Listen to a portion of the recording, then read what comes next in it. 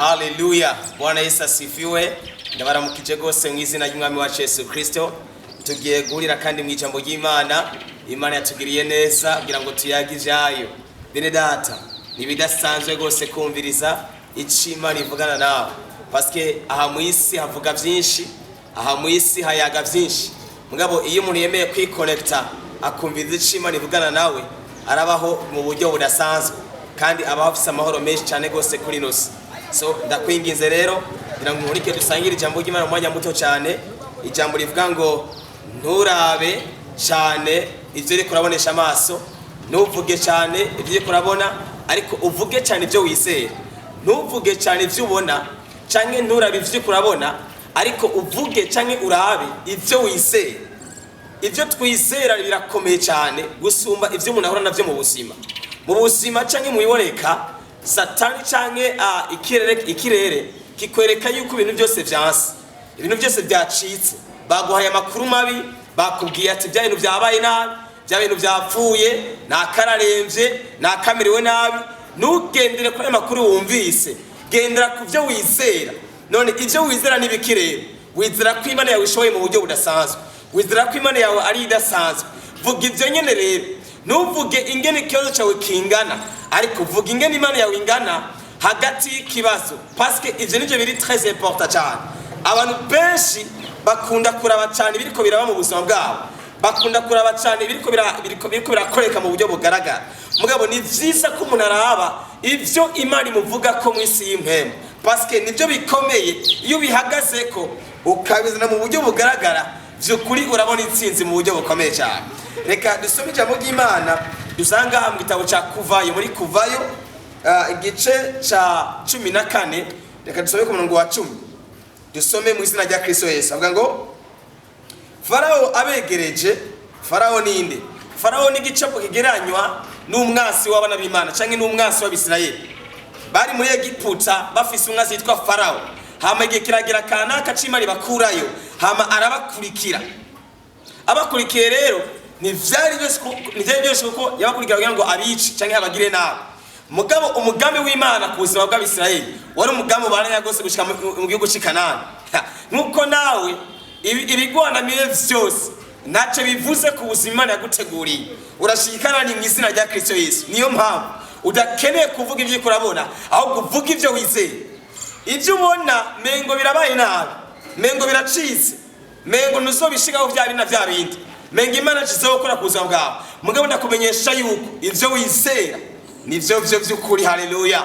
Imana ivuga yuko ivyumviro mbiyumvira ko si ivy'ivyago, ariko ni ivy'amahoro. Ivyo jewe nivyo nizera. Ibisigaye ndiko nabonesha amaso ni ivy'igihe gito. Ninakomeza kuvuga ivyo nizera, nzobahuza bw'umunezero cyane. Imana iguhezagire cyane.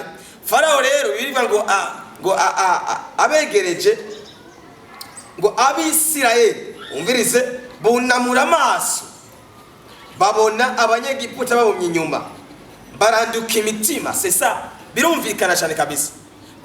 Baranduka imitima babonye ingene abanyegiputa babomyeko. Mugabo baca bibagira ko bari kumwe n'Imana ya Mose.